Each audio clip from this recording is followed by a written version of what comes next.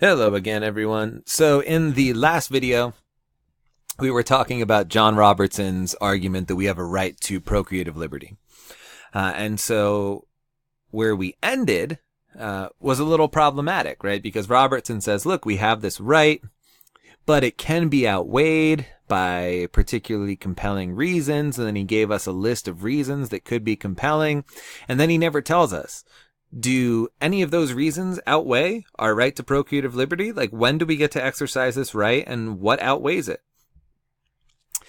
So luckily, we have another philosopher who does that job for us, right? So because Robertson never gave us this conclusion, we need to either do the reasoning ourselves, which is something I think you should all be practicing, right? So if you want, pause this and think about whether or not any of those countervailing reasons are strong enough to outweigh your right to procreative liberty. But we're also going to let Peter Singer do some of the work for us here. Right, so of all the countervailing reasons you could give, Singer is going to dispel at least 7 of those reasons that are often appealed to, specifically when people are arguing against in vitro fertilization. So the first countervailing reason that people give is that, well, look, you might have a right to procreative liberty, but in vitro fertilization is unnatural. And violations of nature are always morally impermissible, so IVF is also morally impermissible. And this one Singer responds to very quickly. He just says, look, if this is your argument, then you're going to be forced to reject all of modern medicine, because all of modern medicine is unnatural, right? You aren't born into the world with a syringe built, filled with antibiotics, so on and so forth, right? And none of us want to reject all of modern medicine, so this unnatural argument just isn't very good. Also, and this is, I think, more creative, right? Modern medicine, and specifically IVF, could just be seen as an application of the natural use of our intelligence. So the objector might say, hey, IVF is unnatural, and then Singer could say, well, no. I'm just using my natural intelligence. This is just an application of it. So I'm not violating nature at all. So either it would cause you to reject all of modern medicine, or they're wrong to claim that it's unnatural. The second countervailing reason could be that although there's nothing inherently wrong with IVF, it's simply too risky for the offspring. Right? And so in the text this week, you read about how risky IVF can be for the mother and for the offspring. Right, with IVF, because they normally implant multiple embryos at once, this can often result in multiple pregnancies, and multiple pregnancies result in a higher risk of death, prematurity, and low birth weight for the fetus, right? And for the child. Excuse me. These risks are what outweigh your right to procreative liberty, right? And so you have this right to reproduce as you see fit, but in this case, it's just going to cause, or at least risk causing, too much harm to those beings that are produced through IVF. Singer's response here does rely on empirical evidence out in the world, so we'd have to get that and look at that evidence to see if Singer is correct. But Singer claims that this isn't supported by our current evidence, right? Although there is an increased risk for the things we just mentioned, it's only slightly higher. And that could just be due to the fertility issues of the couple to begin with, right? It might not be IVF that's causing the increased risk. It could be something about the infertility that's causing the increased risk.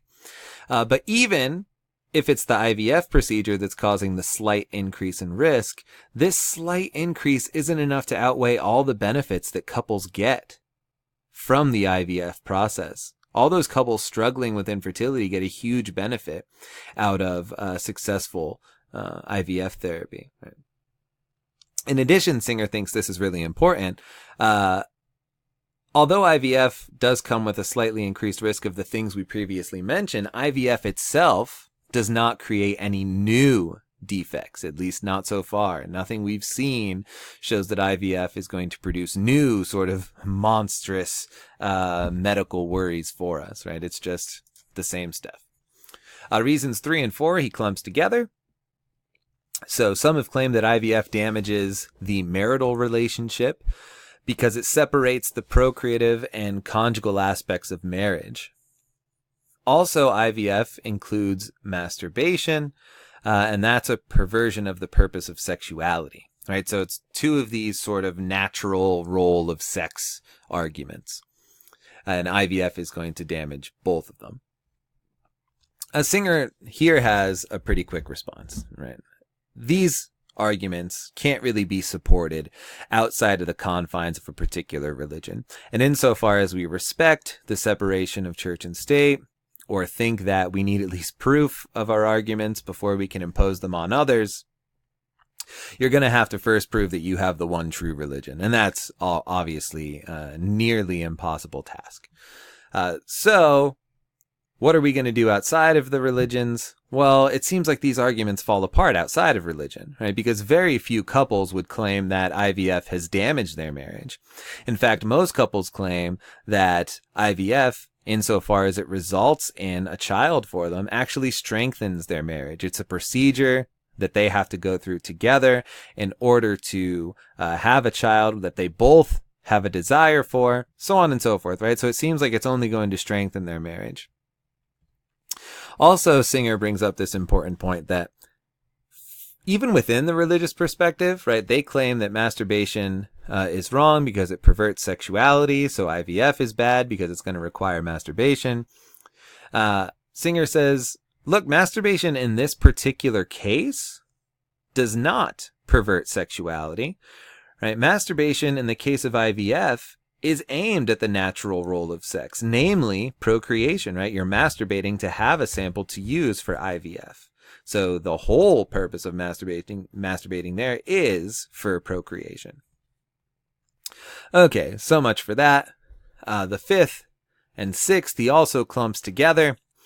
And these are very interesting objections. I think these are some of the strongest ones, right? So the claim is that IVF is morally impermissible because, one, adoption is a better solution to infertility, and two, IVF is an expensive procedure and the resources would be better spent elsewhere. So roughly these objections are saying, look, I understand you're suffering from infertility, but IVF is not the way to go. Adoption is a better solution, right? It's not important that you have biologically related children. What's important is that there are children out there suffering in need who need to be adopted, and that is a better way to have a child in your life than IVF. In addition, IVF is so expensive. As you saw in the reading, a normal cycle is over $10,000, and many couples need multiple cycles, so they're spending tens of thousands of dollars on this IVF treatment, and the opponent here says we shouldn't be wasting our resources on IVF treatment. Instead, spend that money on more important or more pressing problems. Okay, so Singer agrees in a sense here.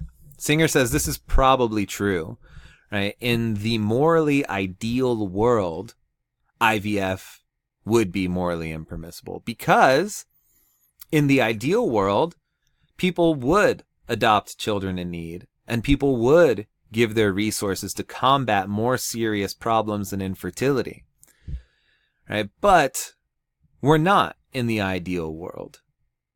And more importantly, in this non-ideal world we live in, we do not impose these requirements on fertile couples, right? So once again, go back to the ideal world.